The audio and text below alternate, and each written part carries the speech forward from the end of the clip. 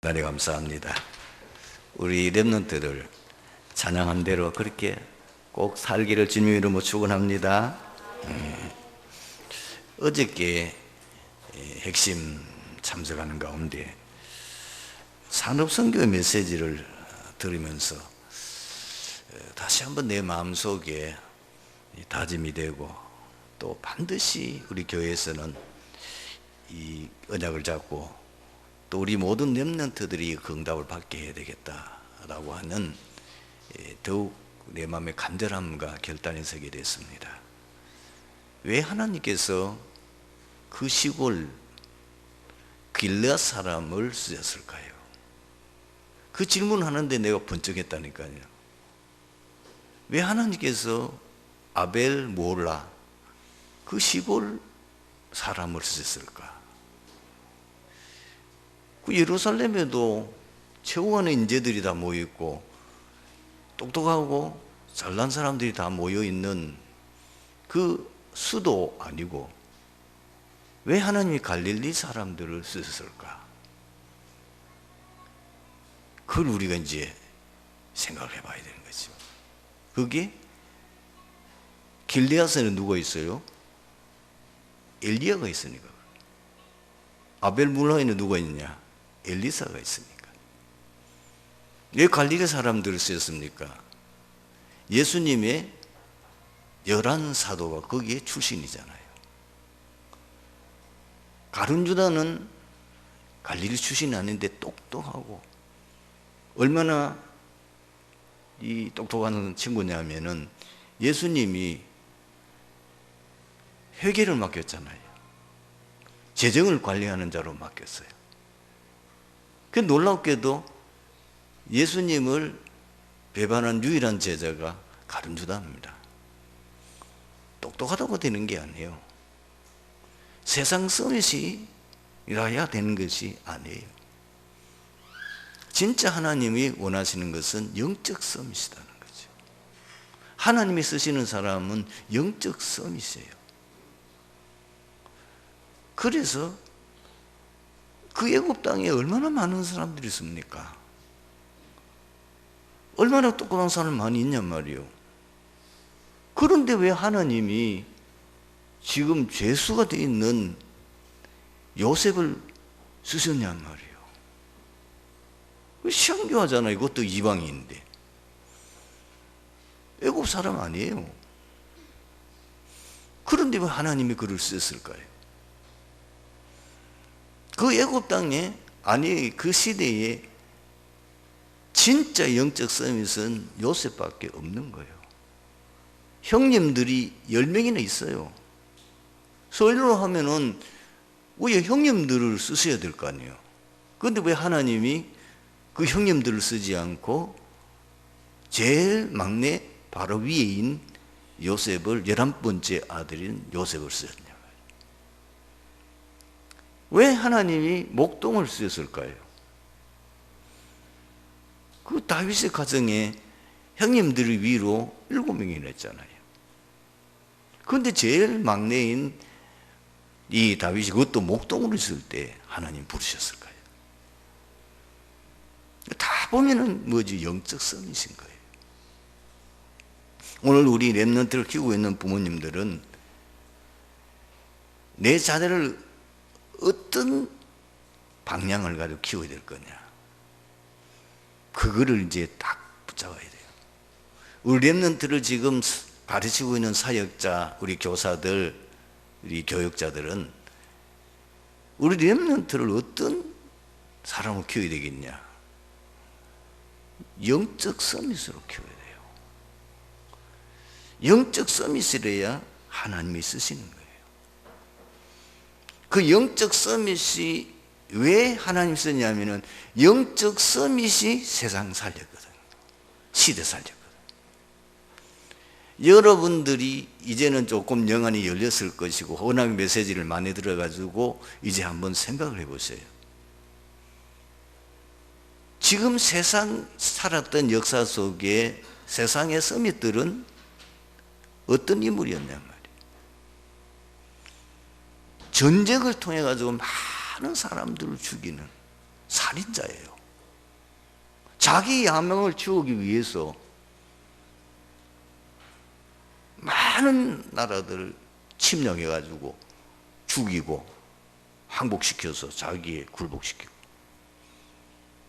그 전쟁을 치르면서 자기 나라 국민들이 얼마나 많이 죽었습니까? 자기 야망 채우기 위해서 전쟁을 일으키고, 또 그 사람들이 결국은 뭐예요? 온 땅에 재앙을 몰고 온 자 아닙니까? 또 그리고는 진짜 시대를 움직였던 영적 이 세상 서밋은 뭐냐? 멋진 자기 나름대로는 뭐예요? 기념비를 남긴다고, 뭔가 자기의 인생 살았던 기념탑을 남긴다고 하는 것이 바벨탑입니다. 온 나라, 과거에 있었던 나라들, 많은 사람들이 뭣도 모르고 거기에 구경하러 가는데 그게 뭐죠? 우상신전이잖아요. 우리 동남아에도 있어요. 앙코르 가면은 정말로 그 지역을 완전히 장악했던 왕이 어떤 목적으로 지었던지 간에 그건 상관없이 결국 남긴 게 뭐냐? 어마어마한 신전을 지은 거예요. 그걸 남겨놓은 거예요. 이집트 가도 있고, 로마 가도 있고, 저 유럽 지역 가봐도 있고, 중국에는 뭐예요? 만리장성, 그리고 자금성, 이런 흔적들을 많이 남겨놨는데, 그런 어마어마한 건물을 지으려면 얼마나 많은 사람들이 희생했겠냐고 말이에요. 자기의 어떤 뜻을 이루기 위해서. 그래 놓고는 많은 사람들이 우상신전 앞에 가서 절하고 우상신전 섬기고, 그 많은 사람들을 뭐요? 또 재앙으로 멸망으로 몰아가는 일을 뭐요? 세상 서밋이 한 거예요. 여러분, 지금 세상 서밋 부러워할 거 아무것도 없습니다. 그 사람들이 한 짓은 실컷 한 것이 뭐요? 사단 종로로 한 거예요. 사람 심부름하다 갔다니까.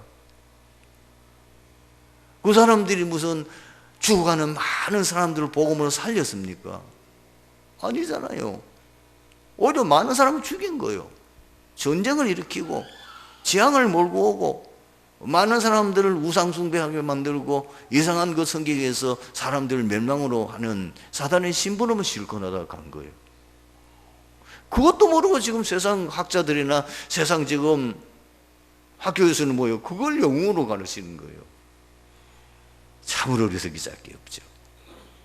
그래서 우리는 성경을 보고, 일곱미 렘넌트가 뭐예요? 시대 살리는 전도자였잖아요. 시대 재앙 막는 전도자였잖아요. 그 내용이 성경에 기록되어 있는 거예요. 거기에 세상 서밋하고 그 다음에 진짜 하나님 원하는 영적 서밋이 어떤 차이가 있는지를 확연하게 성경은 보여주고 있는 거예요. 자, 그러면은 어떤 사람이 영적 서밋이냐는 거죠. 너무나 간단하게 이미 우리는 정리되어 있어요. 뭐죠? 사도행전 1장 1절, 3절, 8절. 그리스도 하나님 나라 성령 충만으로 각인 뿔이 체질된. 분명히 그렇게 되면은 놀랍게도 인간의 한계를 초월하는 역사가 일어나는데, 영적 서밋이 되면은 세상 사람들이 모르는 하나님의 능력이 생기는 거예요. 어떻게 요셉이 죄수인데 많은 사람을 살렸냐? 그게 어디서 나왔냐, 그 능력이? 그 어려운 환경 여건을 어떻게 자기가 전혀 흔들림 없이 그걸 극복할 수 있느냐? 하나님이 주시는 능력인 거예요. 여러분 아셔야 됩니다. 우리 렘넌트들이 앞으로 세상 살아가는 길이 험악합니다. 지금도 어려운데 앞으로는 더 어려워요. 더 심각한 지금 재앙시대가 닥치는데, 그 재앙시대에 살아가는 우리 렘넌트들이 어떻게 세상 유혹에 빠지지 않고 그걸 세상을 어떻게 극복할 수 있느냐? 하나님의 주시는 힘이 있어야 되는 거예요. 하나님의 주시는 능력이 있어야 되는 거죠. 어떻게 하면 자기 영적 문제, 자기가 가지고 있는, 인간이 가지고 있는 그 문제를 치유할 수 있느냐? 사람도 육신적으로 막 노력하고 훈련하면 변화가 조금 일어납니다. 그게 전혀 도움이 없단 말은 아니에요. 그래서 절간에 가서 오래오래 돌을 닦은 그 고승은 굉장한 능력도 있고, 그리고 굉장히 인격이 고상하고 거룩해 보입니다. 그런데 어느 날 들어닥치는 재앙을 이기지 못하고 결국은 멸망에 빠지고, 그런데 영적 서밋이 되면은 인간이 한계를 뛰어넘는 하나님의 능력이 역사하시고 하나님의 치유가 역사하기 때문에 여러분들이 아무리 몸부림쳐도 해결되지 않는 영적 문제가 정말 영적 서밋이 되면은 치유돼 버리는 거예요. 그게 이제 비밀. 그 정도가 아닙니다. 영적 서밋이 되면은 반드시 기능 서밋, 문화 서밋은 따라와요. 요셉이 어떻게 기능 서밋이 되느냐? 영적 서밋이니까. 어떻게 다윗이 기능 서밋이 되느냐? 어떻게 그 어린 소년이 골리앗을 꺾을 수 있습니까? 그 기능 서밋이 어디서 나오냐면은 영적 서밋이니까. 그럼 당연히 뭐예요? 왕들 앞에서는 요셉, 그리고 다윗, 다니엘 이런 사람도 다 왕들 앞에 있었잖아요. 그 왕들이 고백했다니까요. 네가 믿는 하나님이 참 우주 만물을 창조하신 하나님이시구나. 그 왕들이 고백할 정도로 왜 세계 복음하잖아요. 여러분, 우리 렘넌트를 영적 서밋으로 세우기 위해서는 가만히 있어야 되는 게 아니고, 답이 났다면은 반드시 영적 서밋으로 세울 수 있는 집중의 시간이 필요한 거예요. 여러분, 감난산에서 40일 동안 뭘 했겠어요? 그 시간이 왜 필요했을까요? 많은 사람들이 자기 생각에 사로잡혀 있잖아요. 심지어 40일 그 감난산을 하나님의 나라 일을 듣고도 맨 마지막에 또 뭐라고 얘기합니까?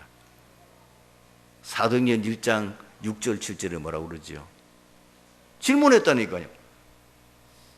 예수님 질문했습니다. 어떤 제자가. 뭐냐? 그러니까 하나님 지금 이스라엘 회복한 데가 이때입니까? 묻었다니까.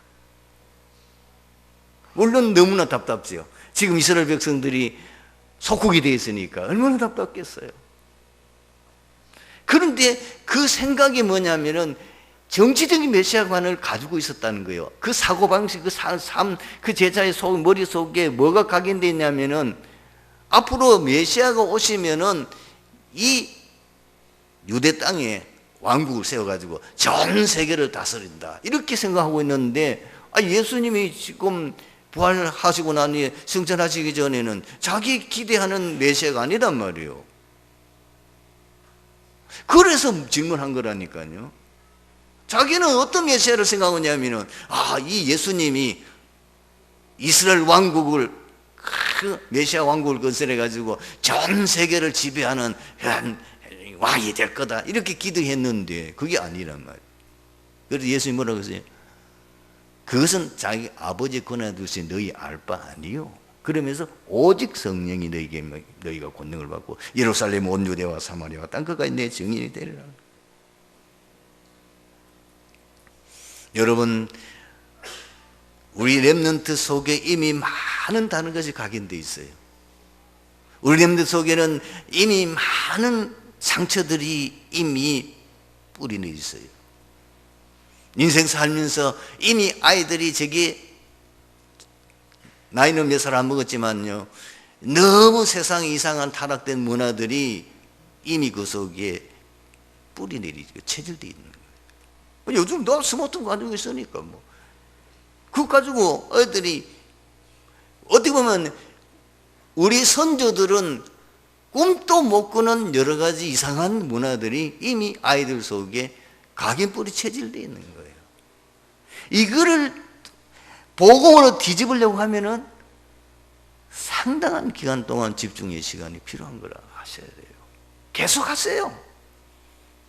나는 지금 렘넌트 사역하고 있는 교육자들을 말하고 싶은 거는 계속해야 돼요. 언제까지? 영적 서밋이 될 때까지 계속 하셔야 돼요. 여러분, 아이가 변화되면 제일 첫 번째 나타나는 것이 뭐죠? 예배 드리는 자세가 다릅니다. 진짜 렘넌트들이 예배 드리는 자세를 보면 그 아이가 은혜 받았다, 그 아이 속에 진짜 복음이 이해됐다, 복음의 은혜를 지금 받고 있다는 것이 보이는 거예요. 제가 가만히 보면 좀 지도하는 분들한테는 좀 미안한데 이것들이 예배가 안 되구나. 요 손가락도 또 앉았으면 내가 옆에 앉아 보잖아. 찬송 부를 때 입 벌리는 놈 한두 놈밖에 없어. 좀 더 먼 산 쳐다보면 뭉 이렇게 쳐다보. 그 뭘 생각하는지 몰라. 여러분, 은혜 받으면 제일 먼저 나타나는 것은 예배입니다. 예배에 딱 집중하고요, 말씀 듣는 시간이 뿔송이처럼 달고 그 말씀을 잊지 않으려고 막 집중하게 돼 있어요. 예배 성공하면 사실 인생 성공하거든요. 그리고 반드시 예배 드리는 그 시간에 하나님 나라 임합니다. 거기 성령 삼위 하나님 역사하시게 돼 있어요. 그리고 예배 제대로 들으면 반드시 예배 드리는 순간 거기서 하나님이 한 주간 살아가야 될 중요한 말씀을 주시는 거예요. 그 말씀을 딱 내가 언약을 붙잡고 인도받아 가도록 되어 있는 거예요. 그런데 그 영적 서밋에 대해서 하나님이 쓰시는 시간표는 다 달라요. 다윗 같은 경우에는 굉장히 어린 나이에 하나님 앞에 부름받게 되죠. 머리 기름 부음 받고 시간이 언제입니까? 어릴 때거든. 물론 나중에 왕이 돼서 세계를 이제 나라를 다스리는 그 왕이 될 때까지는 좀 시간이 많이 걸렸지만 요셉은 30세예요. 그런데 엘리사 같은 경우에는 농사꾼이었어요. 농부였다니까요. 농부였는데 나이가 많아서 어느 날 선지자로 부름받는 거예요. 모세는 뭐요? 80세예요. 사람마다 다 시간표가 다른 거예요. 얘는 안 되지, 조급하게 하지 마세요. 그리고 여러분들 함부로 말하면 너는 안 돼, 너는 구제불능이야, 그런 말 절대로 하지 마세요. 언제 바뀔지 몰라요. 지금은 아니지만은 언제 그 아이가 그 속에 성령이 임해버리면 끝나는 거지. 여러분, 한 시대에 움직였던 유명한 신앙인들의 전기 읽어보셨습니까? 읽어보세요. 어릴 때부터 신앙이 참 이게 잘한, 그래서 시대 움직이는 인물은 거의 없어요. 조지 밀러, 이 대학생까지는 굉장히 불량한 아들이었어요. 불량했어요. 그런데 어느 날 성경 모임에 참석했다, 거기에 은혜 받고 완전 인생이 뒤집어졌어요. 무디는요 18살. 그 교사가 찾아와서 복음 설명하는데 거기에 성령님이었어요. 기록을 보면 어떻게 되어 있냐, 얼마나 성령이 강하게 임했던지 그 안에 있지는 못하고 밖에 나와서 하나님 그만 제발 하나님 그만 얼마나 성령이 강하게 역사했던지 완전히 인생이 바뀌었어요. 어거스틴도 마찬가지예요. 굉장히 젊었을 때는 방탕하고요, 결혼도 안 하고 자식 놓고 어머니 속을 너무 끓이던 사람인데 30살 넘어가서 어느 날 하나님이 은혜 임하네요. 그러니까 부모의 기도가 중요한 거예요. 주위에 그를 위해서 기도하고 헌신하는 그것이 언젠가는 반드시 역사하게 돼 있어요. 여러분, 자녀를 위해서 기도하는 걸 절대로 쉬지 마시고 지금 상황을 보고 불신앙에 빠지지 마세요. 저거는 안 될 거야, 저거는 안 되는가 보다. 그게 아닙니다. 하나님 언제 역사하실지 모른다니까. 본문은 9지파 반 중에서 유다지파가 최초로 기업을 얻는 데 대한 기록입니다. 여기서 중요한 점은 이스라엘 장자 지파인 루벤 지파가 있었음에도 불구하고 영광스럽게도 약속의 땅 가나안을 제일 먼저 분배받은 지파는 유다 지파였다는 사실입니다. 이것은 하나님께서 유다 지파에게 주신 은혜요, 축복입니다. 유다 자손이 기업으로 받은 땅에는 의미 있는 지명 이름이 기록되어 있습니다. 에돔 지역, 염해 끝, 가데스 바네아, 그리고 서쪽 경계인 대해, 즉 지중해와 그 해변에 대한 언급입니다. 유다가 어떻게 이런 제일 먼저 기업을 받을 수 있었느냐? 하나님께서 유다 자손에게 주신 언약의 성취예요. 여러분 잘 아는 것처럼 유다 지파의 시조가 누굽니까? 야곱이에요.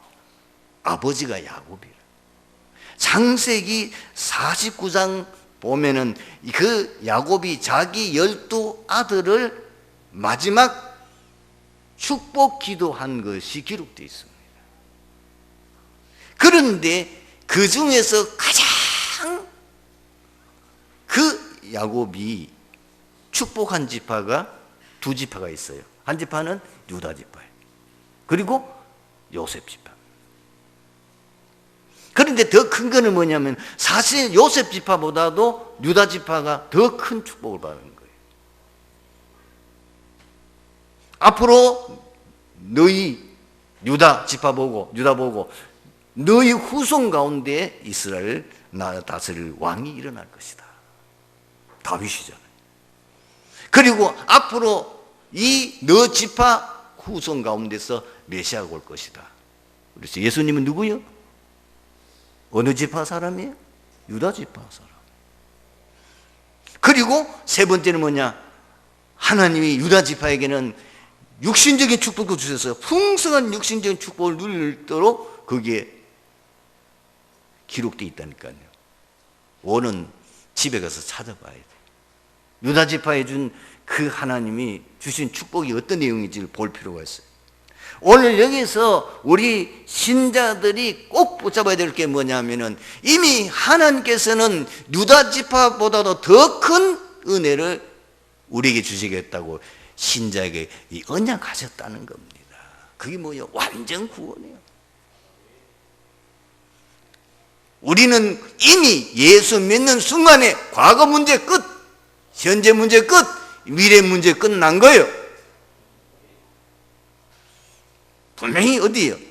요한복음 5장 24절에 내가 진실로 진실로 내게 내 말을 듣고 나 보내신 이들 믿는 자는 영생을 얻었고 심판이 이제 미래죠. 심판이 이제 아니었느니 사망에서 생명으로 옮겼느니라. 이미 끝나버렸어.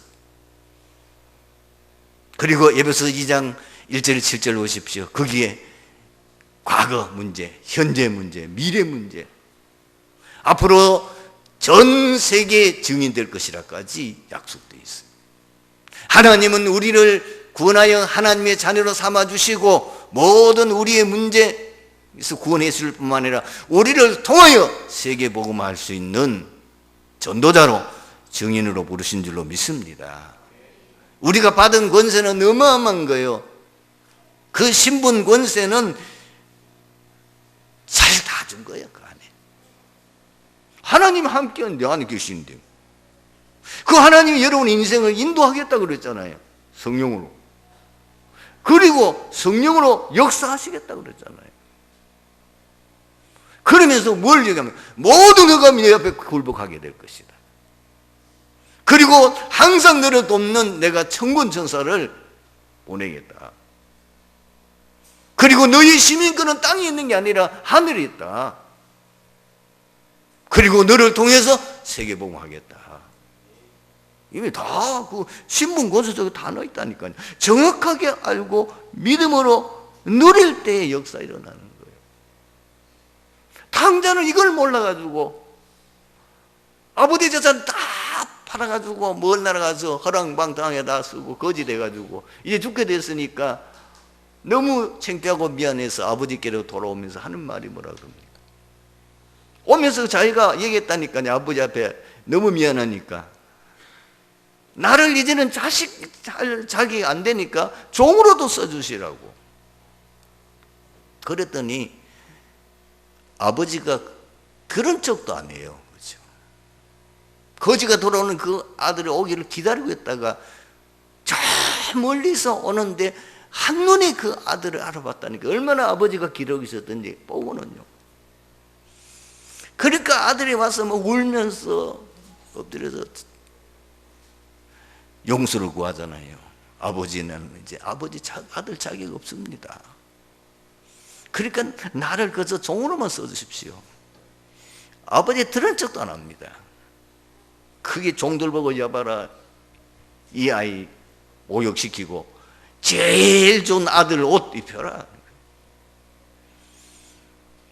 우리의 신분은 절대로 바뀌지 않습니다. 내가 아무리 잘못하고 내가 아무리 실수하고 내가 아무리 하나님 앞에 못된 짓을 해도 우리 신분은 안 바뀝니다. 우리는 하나님의 자녀입니다. 두 번째는 뭐냐? 어떻게 이 유다 지파가 이 기업의 축복을 받을 수 있냐? 선조들의 믿음의 헌신은 후손들에게 풍성한 열매를 누리게 하는 겁니다. 여러분, 하나님은 분명히 성경에 약속하셨어요. 출애굽기 20장 6절에 뭐라고 그래 있습니까? 나를 사랑하고 내 계명을 지키는 자는 천대까지 은혜를 베푸느니라. 출애굽기 20장 12절은 내 부모를 공경하라. 그리하면 내 하나님 여호와가 내게 줄 땅에서 내 생명이 길리라. 아예 신명기 28장 1절에서 14절은 모든 육신적인 축복 다, 영적인 축복 말할 것도 없고 축복 다 약속하셨어요. 네가 들어가도 복을 받고 나가도 복을 받고 넘어져도 복을 받고 일어서도 복을 받고. 그런데 이 유다가 어떻게 이 후손들이 이 축복을 받게 됐냐? 유다의 믿음의 헌신입니다. 사실 유다는 뭐예요? 넷째 아들인데 장자권을 계승한 사람. 왜 그러냐? 성경에 보면은 제일 장자인 누벤이 큰 실수를 범했어요. 그리고 시몬과 레위도 또 큰 범죄를 했다니까요. 그게 뭐냐?